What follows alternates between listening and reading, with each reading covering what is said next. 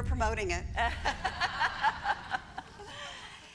This book is just, to me, it was riveting. I've covered politics in the United States for decades, I hate to admit, and it was really something, how you're honest, your candor, how frank you were in this. I want to start talking to you, though. I want to, in the beginning, talk about the end. Okay. You describe the loneliness and stillness of the day that you were elected out of being Prime Minister, an office that you held for 3 years and 3 days. You felt like crying. You said, however, in your book, "But I'm not going to let any bastards have that satisfaction." Yes. There's a bit of Australian idiom woven in there, and I hope it hasn't offended anybody. Oh, no, it was not here. What was your state of mind?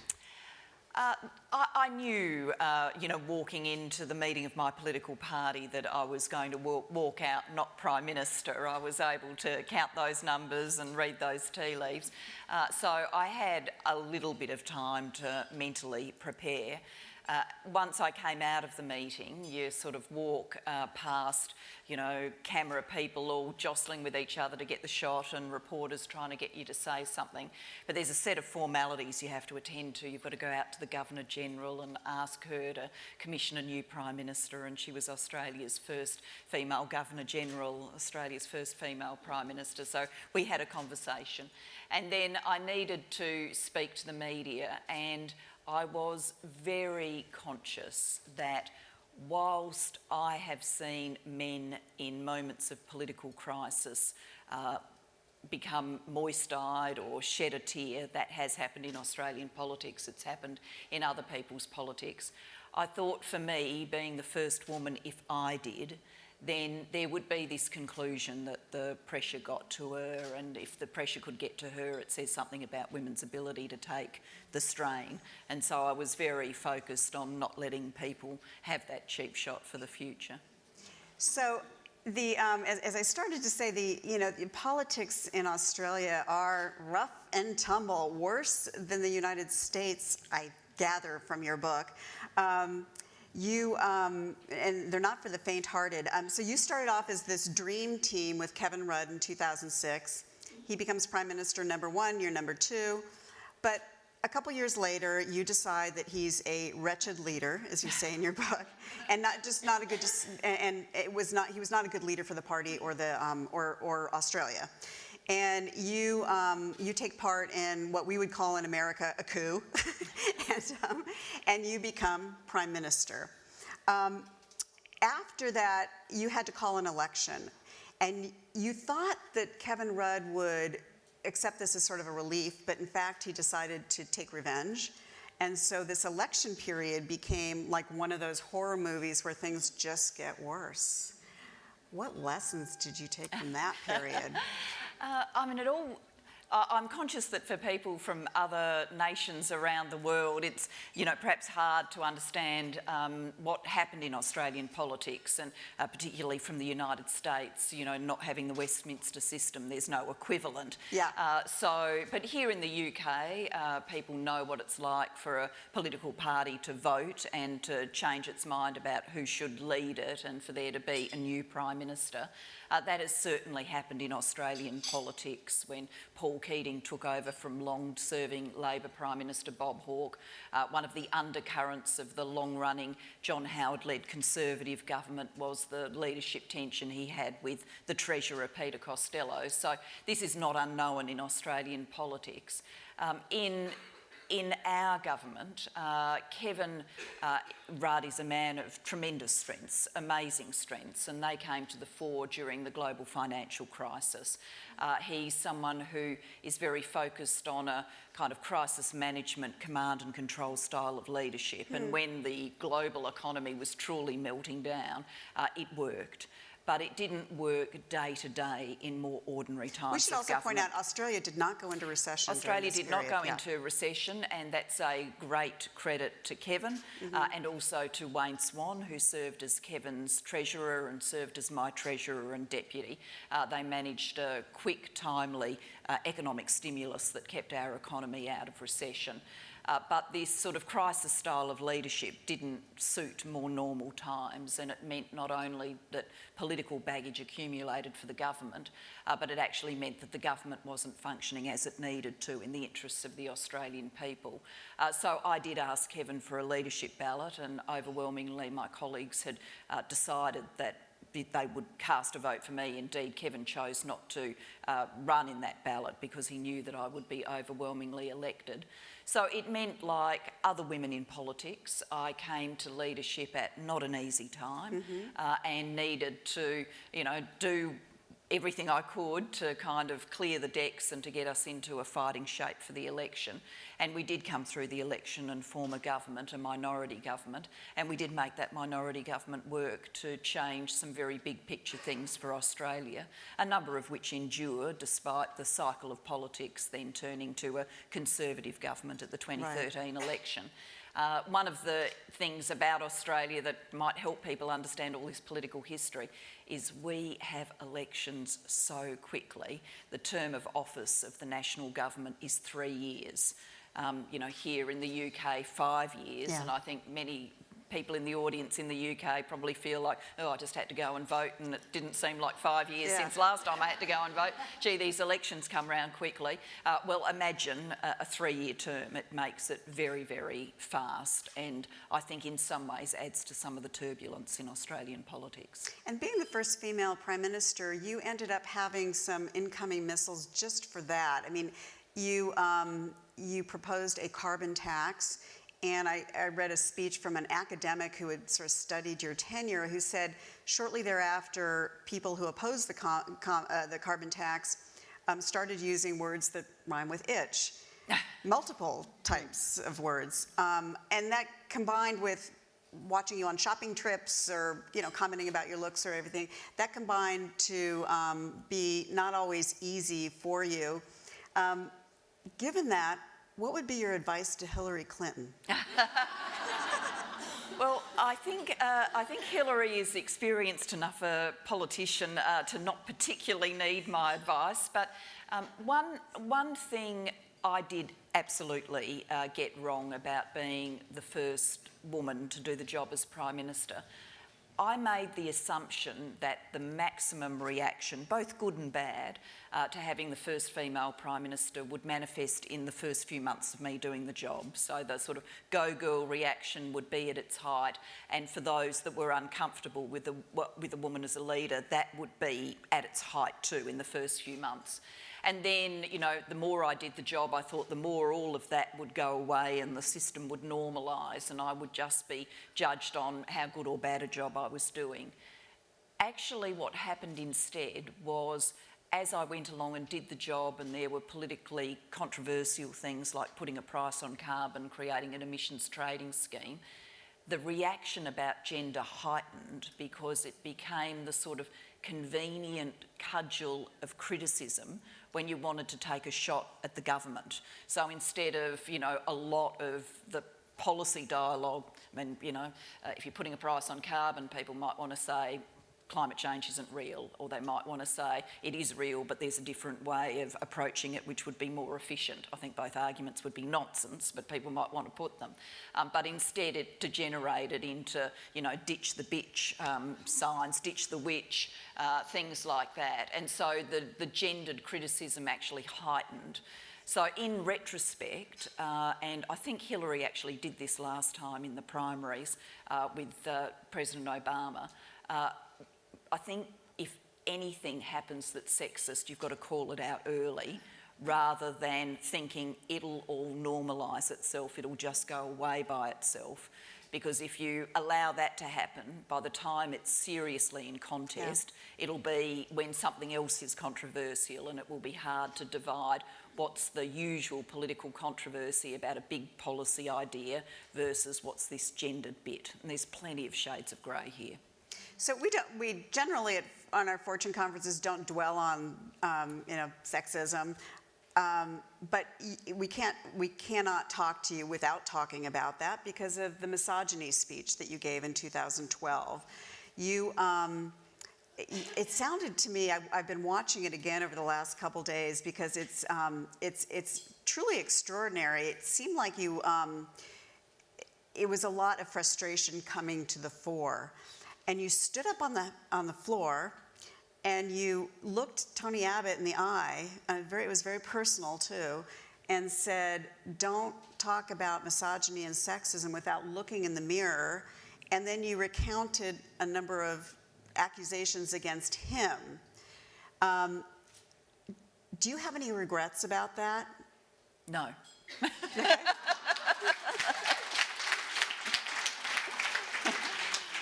And you came to be known, and talk about the afterwards, it was something that people all over the world recognized you for. By the way, 2.5 million YouTube hits on this. Yeah. And I didn't in the moment feel that. It was a speech given in a particular political context. So, there was an issue in the Parliament that day about sexism, and I was going to be challenged as a hypocrite and all the rest of it. I thought we would have question time as normal. I'd get asked questions, all trying to skewer me as a hypocrite on sexism issues.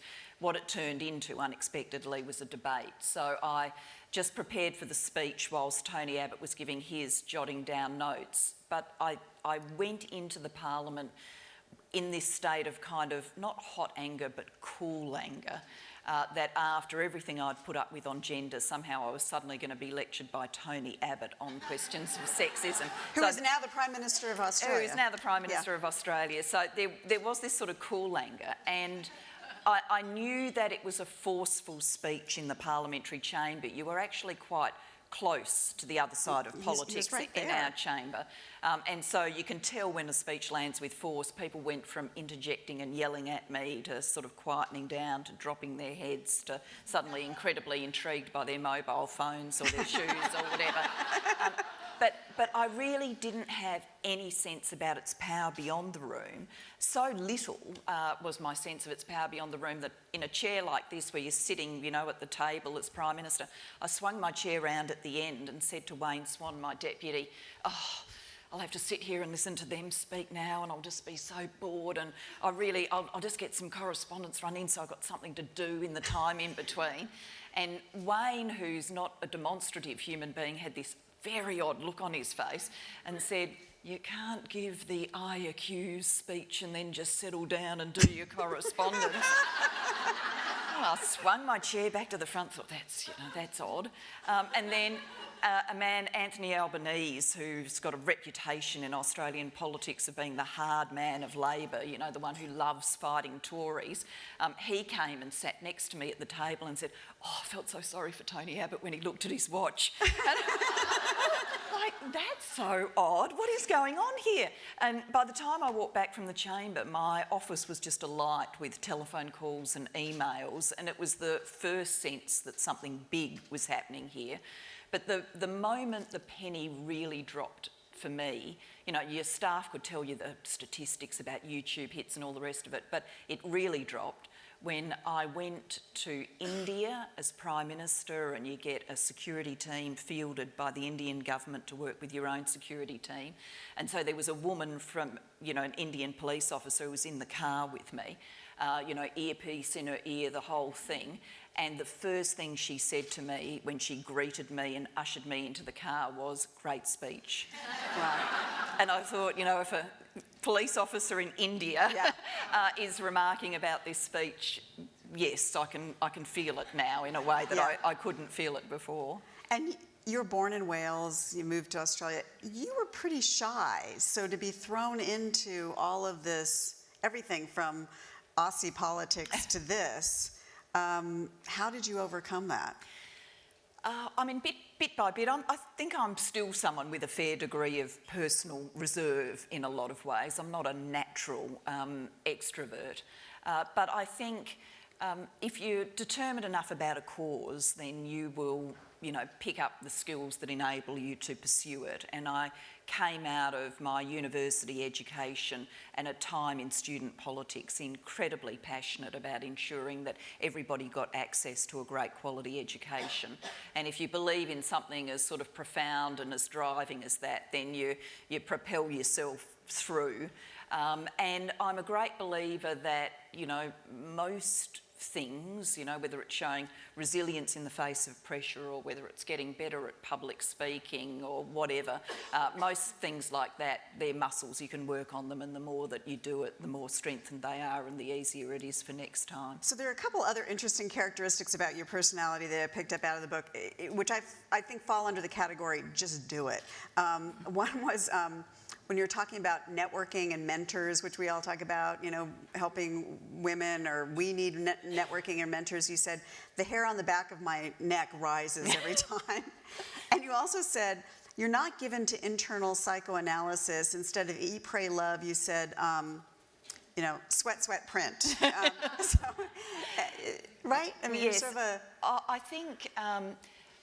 I think mentors are an incredibly important thing in women's lives, and we've just lost Joan Kirner, who was the first woman Premier of the state of Victoria, the equivalent of a governor in US terms. And she was a great mentor to me, so a very sad loss. So I do think mentorship is important, but it also, to be meaningful, seems to me to need to have an organic way of growing. What worries me is that, you know, women have received advice, you know, you must have a mentor, and so they'll, you know, run across a room to talk to a woman they don't even know and say, will you be my mentor?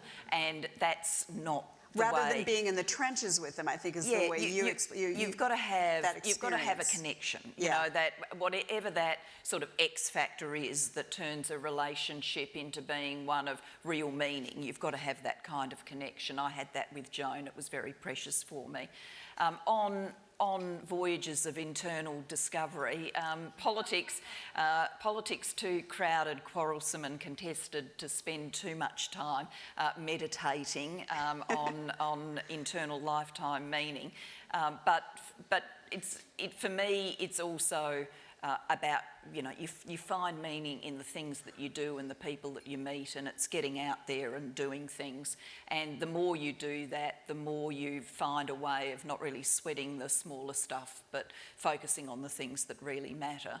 So I did enjoy the movie Eat, Pray, Love, but I'm not intending to emulate Julia Roberts' journey. We have time for a couple of questions. Sophie, did you want to? Is there a mic quickly? Thank you.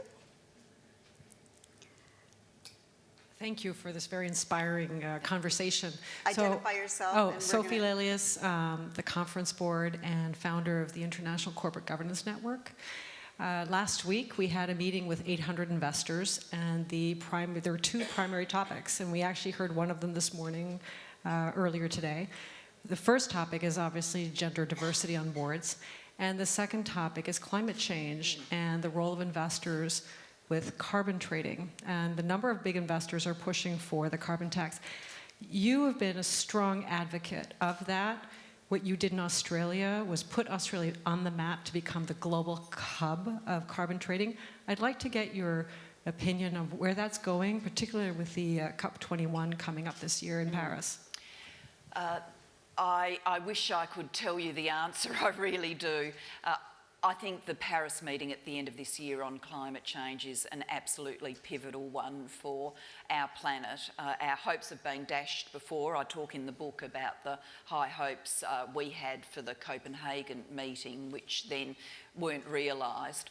What gives me a bit more faith about the Paris meeting is that President Obama and President Xi from China have already entered an agreement, and whilst the agreement's got plenty of critics about the details, in some ways it seems to me the most important thing is that those two leaders could come together and sign any kind of agreement, given how divided the politics has been between the developed world and the emerging economies on climate change.